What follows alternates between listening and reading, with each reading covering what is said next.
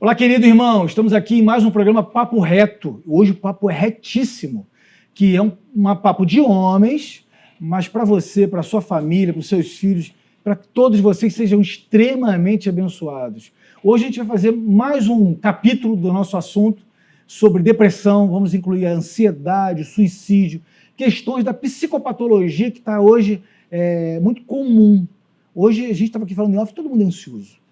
O programa vai ser um pouco diferente, que a gente vai fazer perguntas e respostas. Eu tenho várias perguntas aqui que me enviaram e a gente vai botar aqui com o pastor Efraim, com o doutor Sérgio, à luz das escrituras e à luz da ciência, como a gente pode ajudar, de alguma forma, abençoar.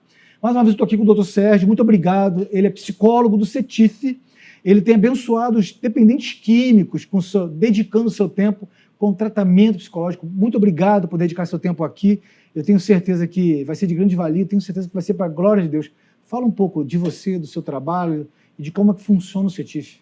Obrigado, Rafael. Eu que agradeço o convite, né? Meu nome é Sérgio, sou psicólogo, né? Nós fazemos um trabalho aqui de auxílio às famílias, né? O CETIF é um centro de tratamento integrado, né, às famílias, para as famílias, que funciona aqui dentro da igreja, né?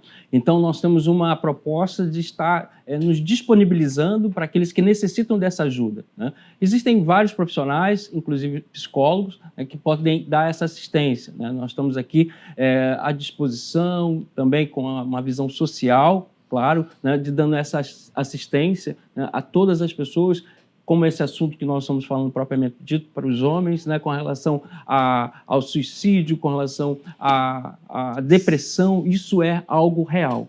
Temos percebido essa sensação no mundo inteiro.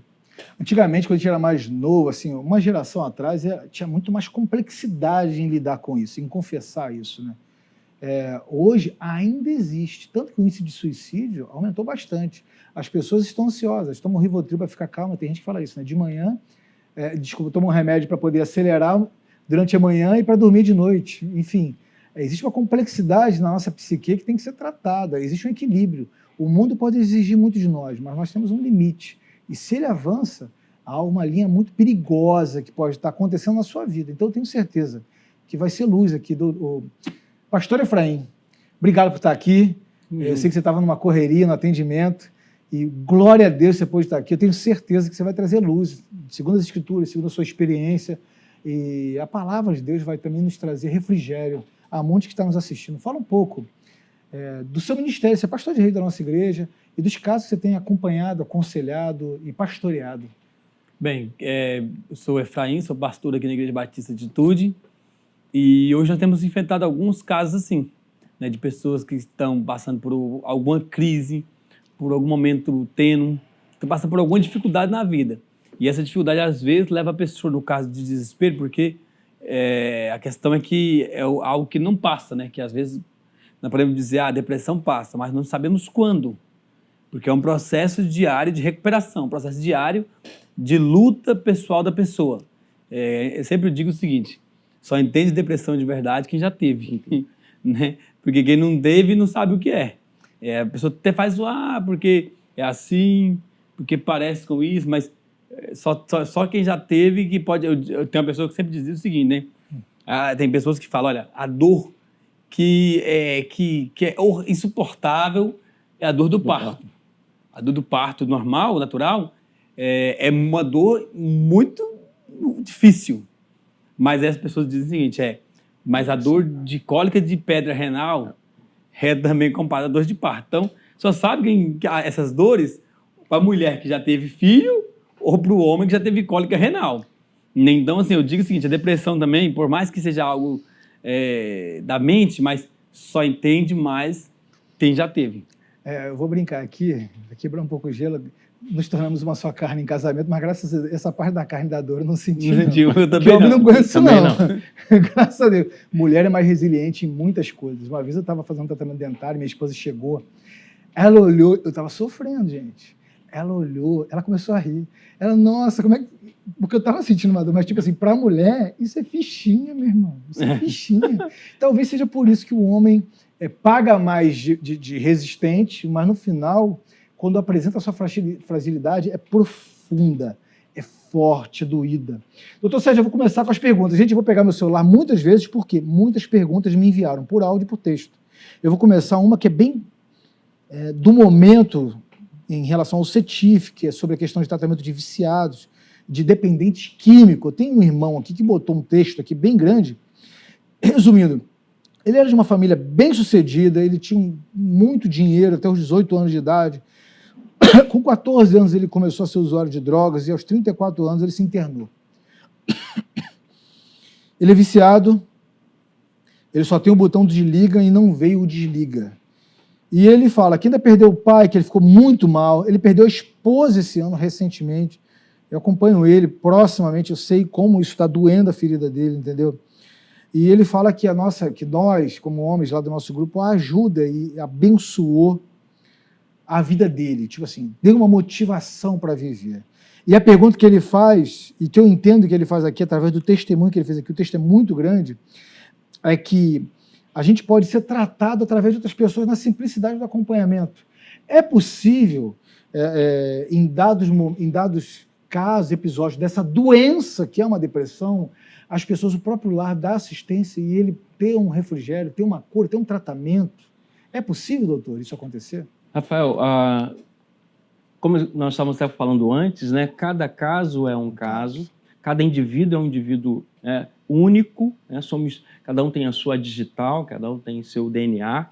Então, nós entendemos que existe uma situação que envolve comportamento, né, situações de pressões psicológicas, enfermidades, perdas. Existem várias coisas que acontecem ao redor desse indivíduo que podem provocar, né, iniciar ou potencializar esse sintoma, essa situação.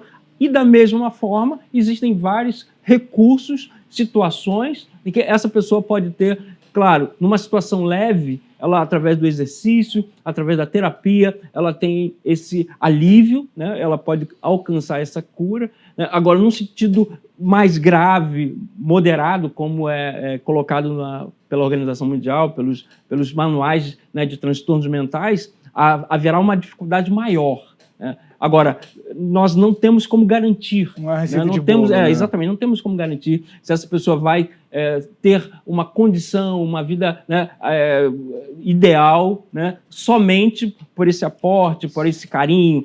Ela talvez precise, talvez, de uma medicação, entendeu?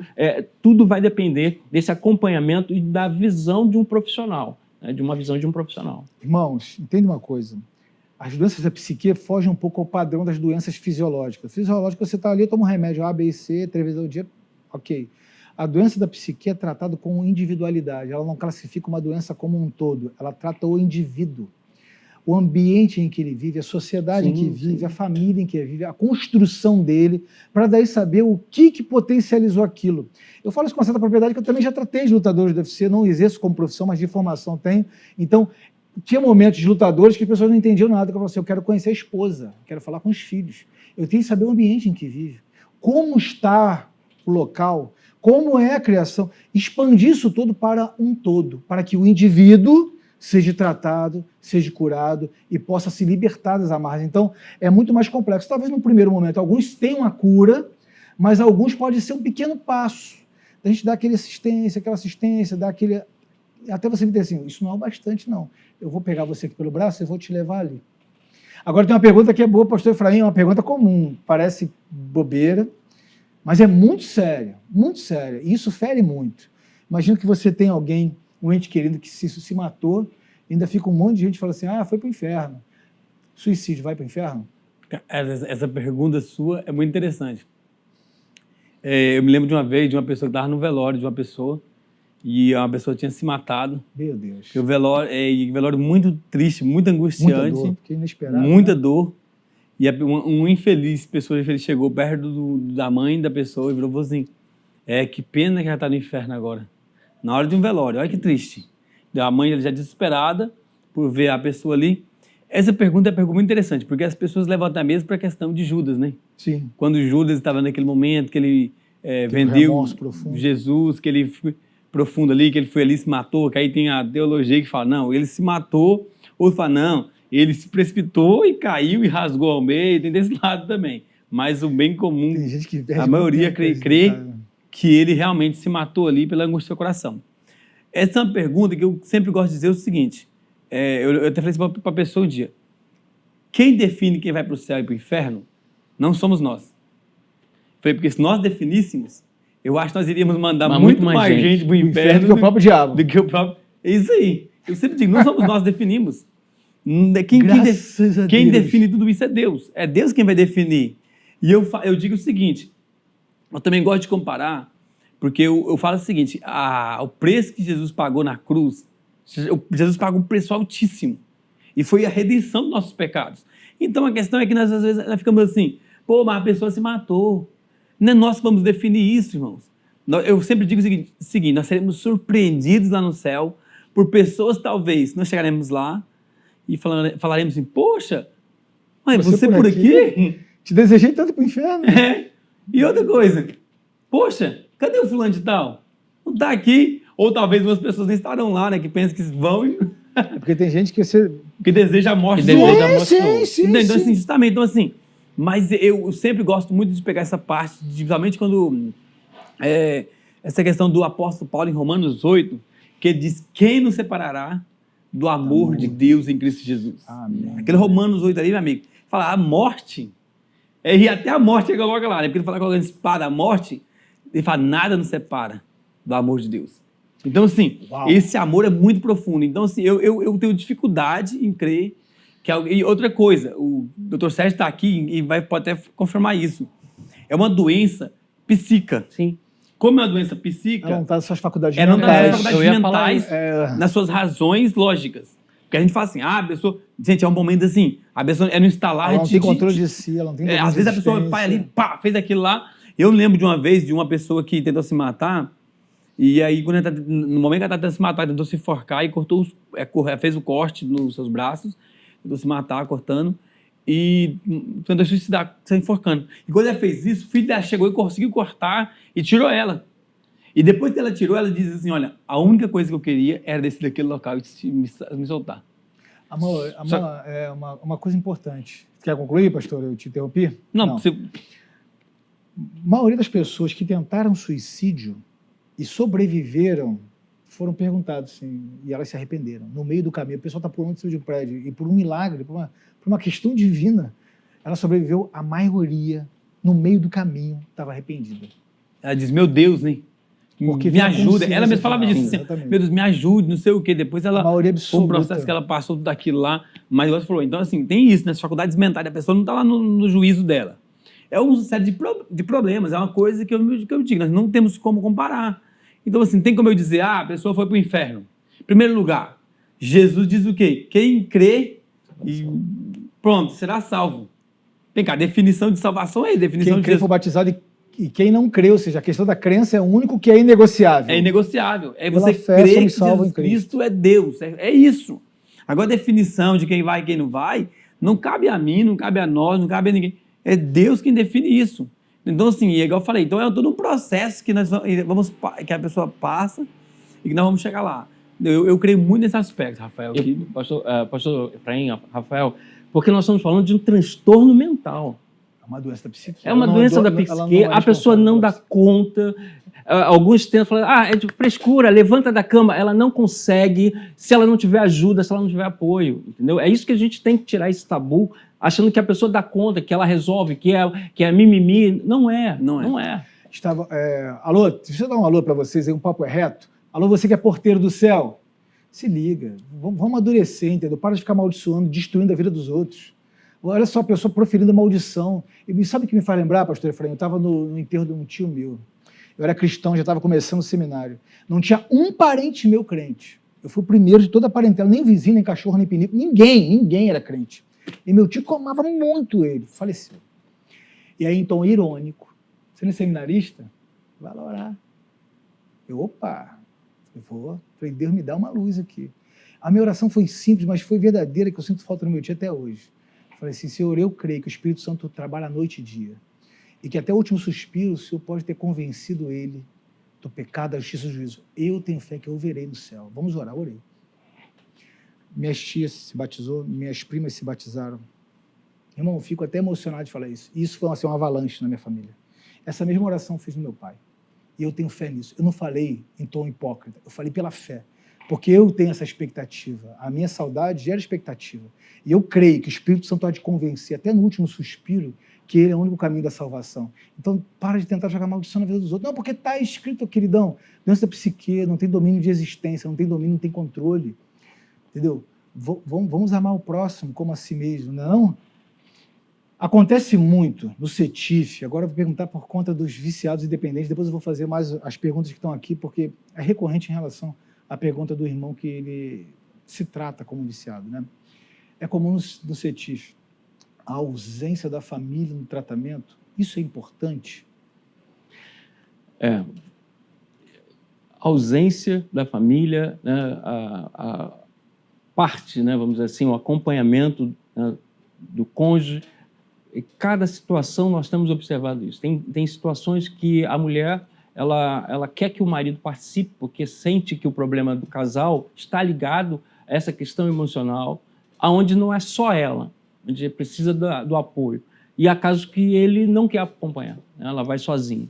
Há situações que a mãe identifica, né, um problema no filho e vem para pedir esse socorro. Onde a gente orienta, é claro, que precisa de uma adesão desse indivíduo. Nós podemos dar esse suporte, mas esse indivíduo ele precisa fazer parte, ele precisa desejar, né?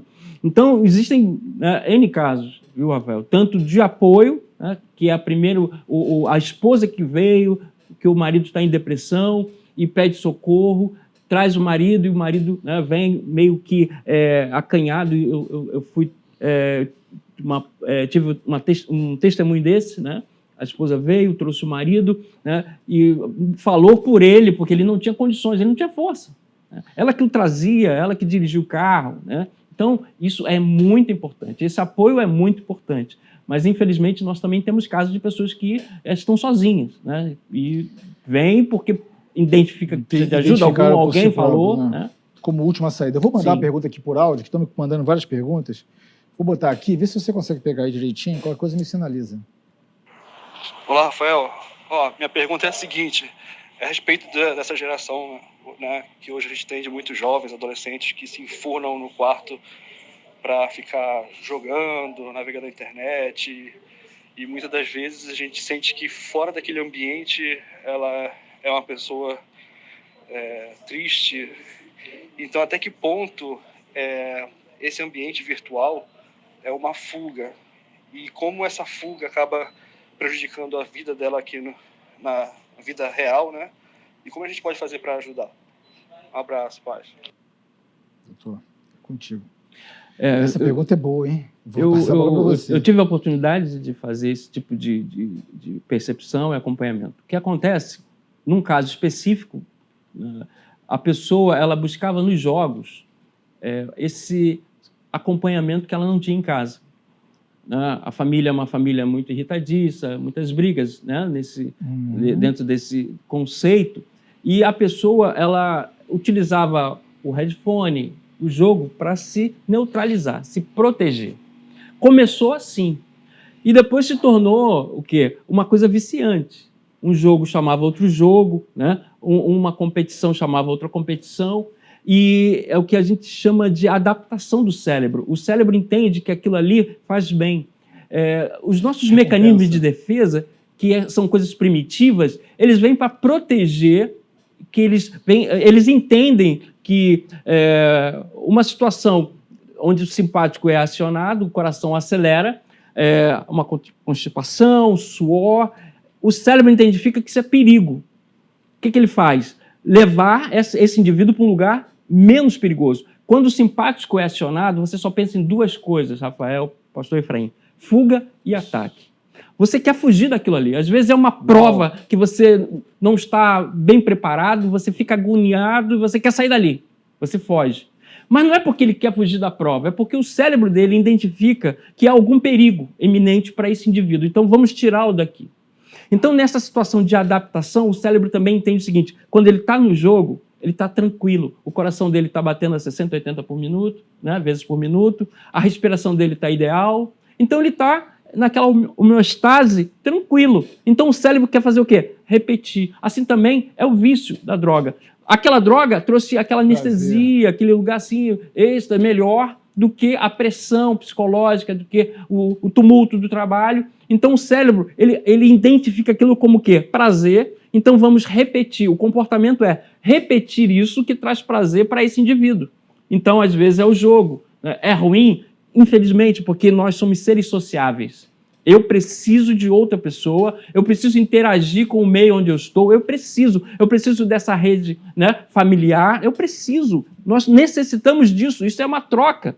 Nós não podemos agora, por conta da pandemia, mas um abraço, ele produz a produção de hormônios, né, como a endorfina. Né? Um abraço, a gente até brinca na célula, 7 segundos de abraço para produzir esse hormônio que dá prazer. É um alívio na alma. Exatamente. Sim. Então, é perigoso uma pessoa que fica totalmente no jogo, né? Não estou aqui querendo recriminar o jogo A ou B, não. Eu estou falando dessa exclusão, desse isolamento social, que não é bom.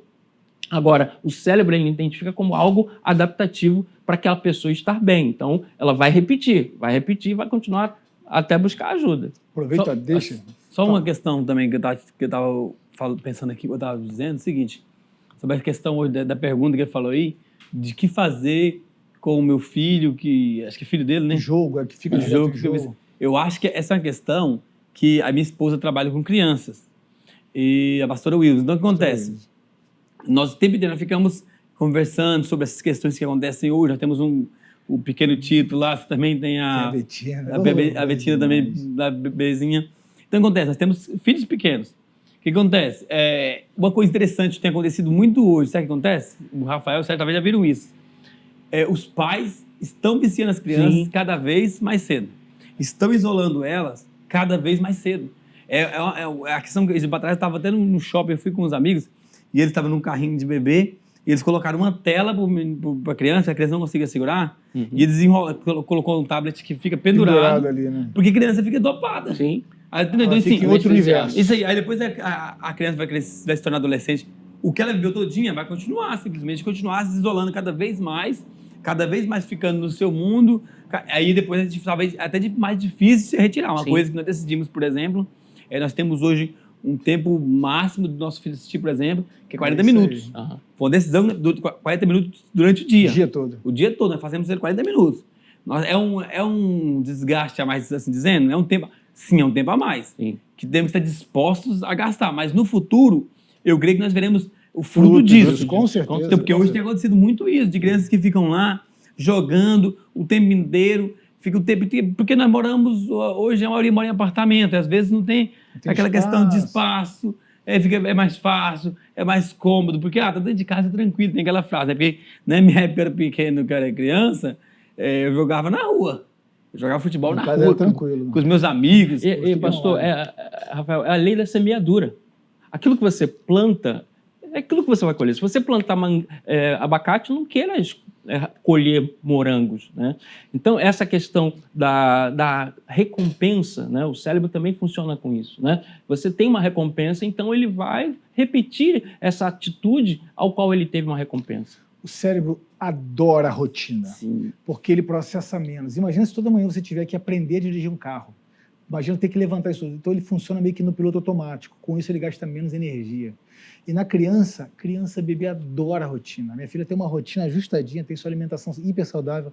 Tem um tempinho de TV que a gente brinca com ela, mas os desenhos são voltados, primeiro, a mensagens cristãs e segunda, para nos ajudar a ensinar com cores, com números. E fica divertido.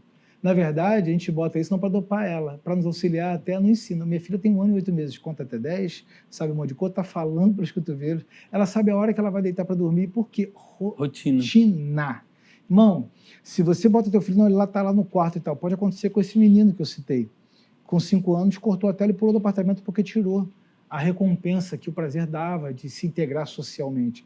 Esse over-delivery para criança, para adolescente, essa super entrega de informações. Imagina uma criança vendo informação pra caramba o dia inteiro numa telinha. É muito mais do que ela precisa.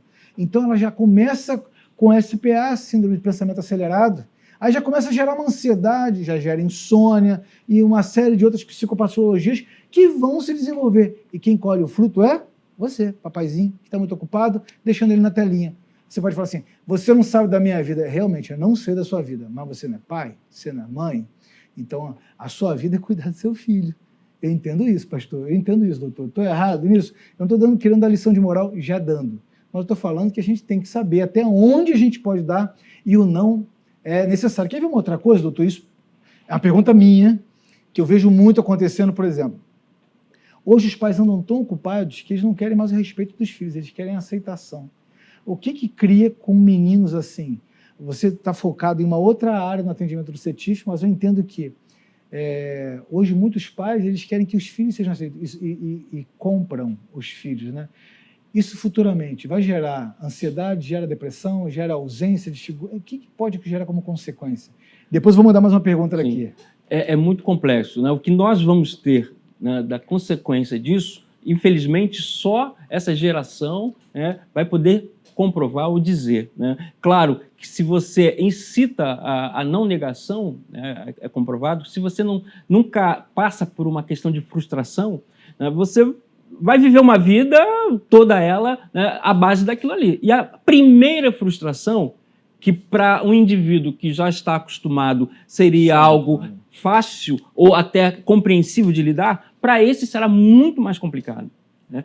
Será, talvez, a comparação que nós falamos com relação às sensações, né? Então, por exemplo, o medo. O medo é algo natural, é um dispositivo natural que todos temos. Mas ter medo, né, de um inseto, né, minúsculo, como se fosse um leão, é uma disparidade, percebe? Então, aquilo ali é uma anomalia, é alguma coisa patológica. Por quê? Não sabemos, temos que investigar. Assim também é essa criança que é acostumada, né, nesses padrões, como você trouxe, né, e depois ela vai ter que enfrentar o mundo. O mundo vai oferecer a mesma coisa para ela? Não, vai oferecer a mesma facilidade? De maneira nenhuma. Vai oferecer as mesmas regalias? Então aí vão começar os conflitos. E como ela vai lidar com isso? É o que a gente está vendo hoje, né? Vou botar mais uma pergunta aqui que enviaram aqui. Vamos ver se pega bem aí. Rafael, no caso eu queria estar deixando uma pergunta. Eu passei por um problema em relação a isso há muito tempo atrás, quando eu perdi tudo. E eu passava durante o dia fugindo para poder querer dormir o dia inteiro. E à noite eu ficava acordado, somatizando todos os problemas, com medo de perder família, perder filhos, status, essa coisa toda, e não ter mais a capacidade de conseguir vencer, conquistar as coisas novamente. Eu queria saber se isso é um grau de depressão, e se for um grau de depressão, em qual grau ele estaria sendo colocado. Eu fiquei período assim, de 1 mês. Vou começar com o doutor. Vamos dividir aí. A fala, né, do indivíduo é que houve uma somatização de pensamentos, né? Então, e pela duração de 1 mês, nós podemos levar em consideração isso e talvez fazer isso aí é uma hipótese, porque vai depender, né? A gente tem que tomar muito cuidado, né, com aquela coisa assim de isso, é aquilo, né? Infelizmente, não funciona assim. A gente gostaria de ter exatamente a vacina para tudo isso. E aí acompanhar a rotina e entender esse indivíduo, né, na sua especificidade, mas dentro disso a gente pode entender que foi, né, uma depressão leve, por conta do prazo, né? A gente sabe que há mais de 2 semanas, viver numa tristeza profunda por mais de 2 semanas, isso caracteriza dentro, né, dos manuais, né, dentro do conselho que se tem na medicina sobre esse sintoma. Agora, uma investigação maior precisaria. Se ele conseguiu dar conta disso, foi identificado como leve, né, como uma depressão leve, né? Agora, se isso vai tornar a repetir, né, numa outra situação, né, se ele lidou...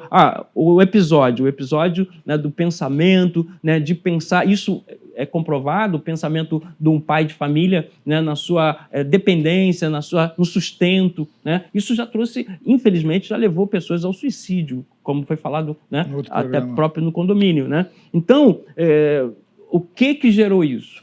Isso já estava lá, né? Era alguma coisa que foi potencializada por esse episódio, né, da situação econômica? Então, isso precisa fazer uma investigação maior. Mas, aparentemente, de uma forma bem grosseira, seria essa, né, depressão leve. Pastor Efraim, já chegou muita gente ao seu atendimento que perdeu tudo e com sem sentido de viver?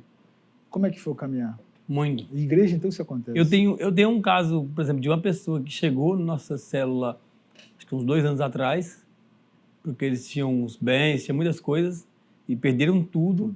Quando ele chegou, ele tinha uma dívida de mais de 500 mil reais só. Entendeu? Então, assim, muito angustiado. A esposa estava em depressão Deixa eu ver as perguntas. já profunda. Entendeu? Não conseguia, ela ficou nesse processo todinho, tomando medicamento, fazendo todo o processo. Ele não sabe, ele achava que não tinha nada, mas daqui a pouco ele começou a dar uns desmaios do nada. Acordava com o coração disparado, começou a entrar em pânico. Então, assim, graças a Deus que hoje eles passaram também, meio de um tratamento, conseguiram superar os dois. Hoje ela faz tratamento ainda, ele foi mais leve, mas ela faz tratamento até hoje. Estão trabalhando, Deus abençoe ele, que ele conseguiu levantar algumas coisas já, está trabalhando. Ele pagou a dívida dele em 1 ano, milagre. De nada, pagou a dívida dele em 1 ano. Deus fez os milagres lá. Não, isso aí é então, fantástico, né? Foi um processo assim, mas foi um processo, igual você falou, de refazer a mente dele naquele momento lá também. Né? Eu vou contar aqui um assunto meu. Teve um momento numa célula, eu estava no início e tinha uma célula, eu passei por um momento de complexidade muito grande na minha vida. Eu olhei assim na célula e a gente pensa que a gente está ali só para cuidar, muitas vezes a gente é muito cuidado. Eu olhei a minha volta e falei assim, cara, eu não tenho condições de fazer nada nessa célula, quem precisa de ajuda sou eu. Acabou a célula, os membros da minha célula, eles limparam meu apartamento. Eles trouxeram comida, levaram minha roupa suja, trouxeram lavada e passada, tá? Assim, ó. Eles fizeram uma gestão, assim, porque eles viram que eu estava um pouco perdido ali numa situação que eu estava me adaptando ainda, entendeu? Isso tem muitos anos.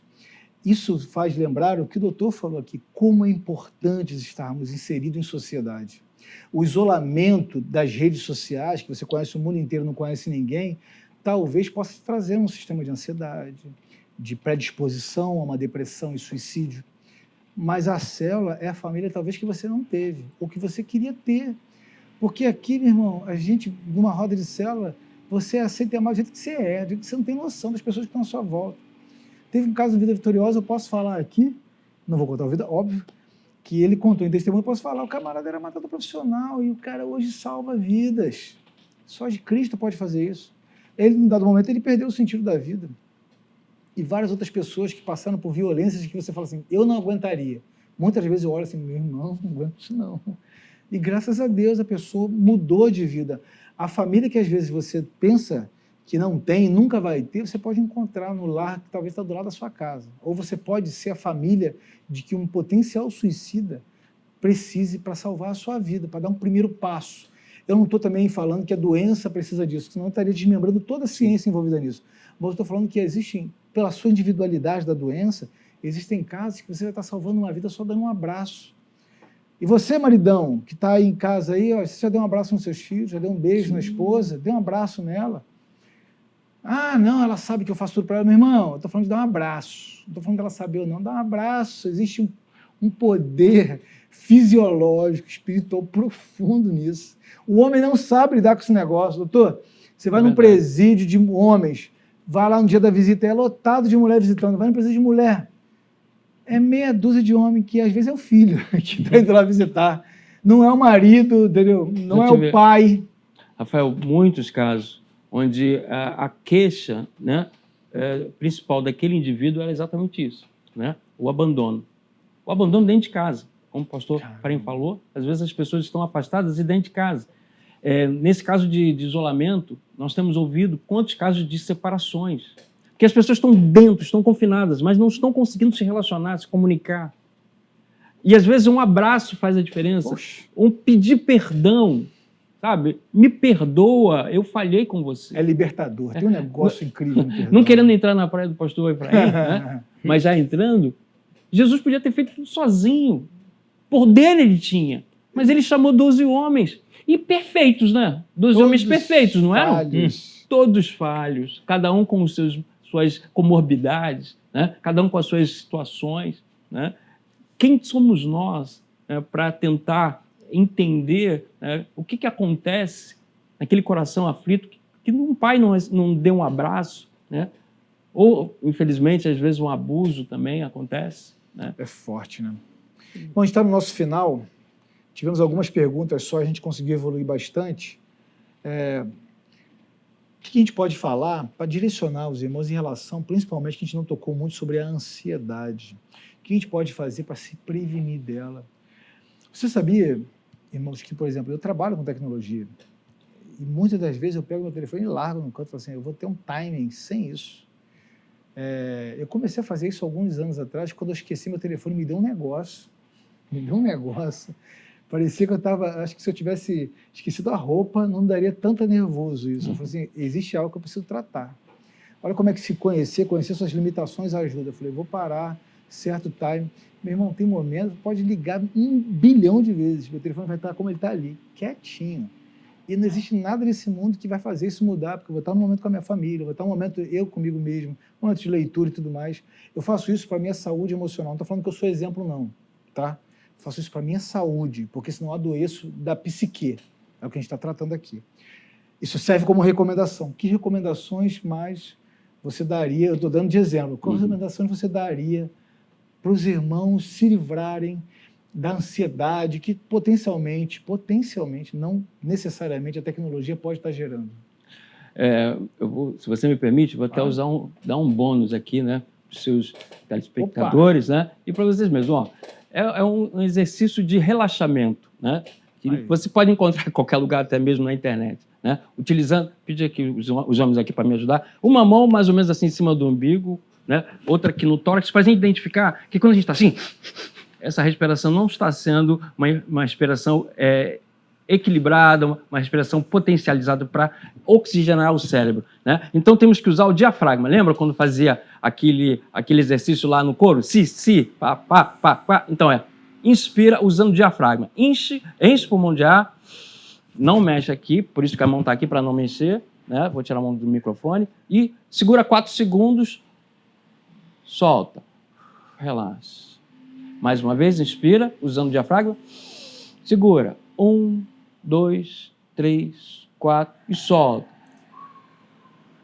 Faça isso algumas repetidas vezes. Leve a sua mente para um lugar que você prefira. Talvez uma praia deserta, talvez uma trilha, né? Talvez até o tatame para algumas pessoas. Né? Então, leve a sua mente para esse lugar. Por quê? Porque você vai passar uma mensagem. O nosso sistema nervoso, viu, Rafael, pastor Efraim, né? Nosso sistema nervoso periférico, ele é autônomo. E o nome está dizendo, ele é autônomo, eu não controlo. Não tem como controlar isso. Então, eu vou ficar em pânico, eu vou ficar... Então, eu tenho uma estratégia. Porque se eu diminuo essa minha respiração, esse meu batimento cardíaco, eu passo uma mensagem para o cérebro. Qual mensagem? Está tudo bem, não precisa ter medo, é apenas uma barata. É apenas uma situação, o amanhã virá. E como diz a palavra, a misericórdia do Senhor se renova a cada manhã. Então o amanhã pode vir coisas boas, porque a gente só pensa no negativo. Amanhã não vai dar certo, amanhã não vou conseguir, amanhã tudo vai dar errado. Mas eu posso pensar no positivo. Amanhã... deu tudo certo. Portas de emprego podem se abrir, né? Eu posso resolver esse problema com meu filho, com a minha filha, com a minha esposa, com o meu marido. Então quando você diminui, né, essa frequência cardíaca através dessa respiração pausada, né, o cérebro vai entender, ele vai ser quase que enganado. Tá tudo bem. O corpo liga o cérebro e fala assim, manda uma mensagem, ok, isso. Desacelera. Relaxa. Ó, dá sono, isso dá para dormir. É real. A gente faz isso até para o paciente dormir, descansar, a gente leva ele para o lugar. Assim, ó. Olha, a respiração controlada, o cérebro fala assim, ok por hoje. Isso é uma técnica para tirar insônia, né? Também. Pastor Efraim, recomendações sobre ansiedade, sobre a questão da tecnologia, que é uma bênção, como eu até falei aqui do meu exemplo, não querendo falar que eu sou o Superman, porque dá trabalho, meu irmão. Dá trabalho negar a si mesmo inclui também negar o seu próprio telefone, suas próprias tecnologias, facilidade, né? Mas como pastor... Eu pegaria Filipenses capítulo 2, quando o Paulo diz, não andeis ansiosos por coisa alguma, mas em tudo vocês fazem orações e petições. E ações de graças, ali tem tudo, né? Seja grato. Então, assim, é isso. Acho que uma das melhores formas de a gente não andar ansiosos, claro, fazer esses exercícios também, caminhada e outras coisas mais podem ajudar, mas não andar ansioso quando o dia da manhã. É difícil, às vezes, vai ser muito difícil, mas é um processo, né? Falamos aqui, um dia após o outro, até eu chegar no momento em que eu estarei bem. Irmãos, dicas preciosas, importantes. Eu vou dar uma dica aqui para você. Se estiver achando que não tem mais saída, só lembre, o Senhor está no céu e faz tudo o que lhe apraz. Filipenses 4:8, tudo aquilo que é bom, que é puro, que é reto, que é justo. Se existe alguma bondade, se existe algum benefício, que existe uma tradução que fala que se existe alguma uma boa fama, nisso pensar. Você é capaz de controlar o que pensa. Basta exercitar. Você aprendeu a correr? Não, você primeiro aprendeu a engatinhar, caminhar, andar e correr. Hoje você tem uma novidade, você sabe que pode controlar o que pensa. Desenvolva, comece a pensar nisso. Em momentos que você fala assim, não consigo parar nisso, exercite, assim como a respiração, exercite na palavra de Deus, que você vai desacelerar, e tenho certeza que vai ser para a glória de Deus. Um abraço, Deus te abençoe e até a próxima.